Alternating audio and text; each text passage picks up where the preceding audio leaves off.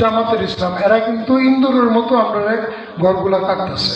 এরা বিশেষ করে আমাদের গ্রামের যে মা বোন সহস্র এরার কাছে যায় ওই যে বেহেস্তের চাবি দিতেছে।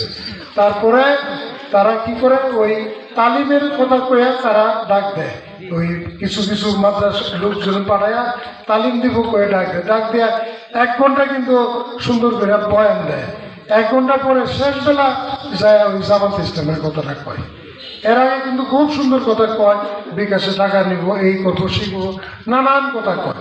কথা কয়া কিন্তু শেষ মেশ যায় এই জামাতে ইসলামের যারা সহজ মানুষ আমাদের গ্রামের আমাদের মা বোনরা তো ইসলামের ব্যাপারে তারা একটু অন্ধ, একটু স্পর্শকাতর।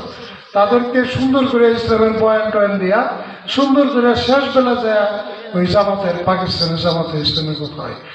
এদের ব্যাপারে আমরা যত না বলি আপনাদের বলাটা আরো বেশি কার্যকর।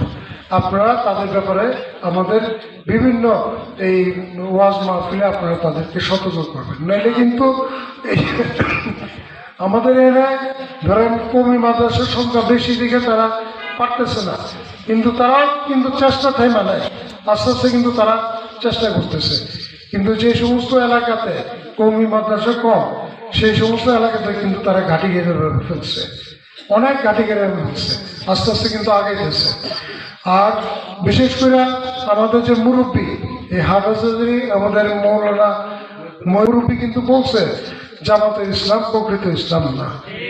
এই ব্যাপারে আমাদের সতর্ক থাকতে হইব।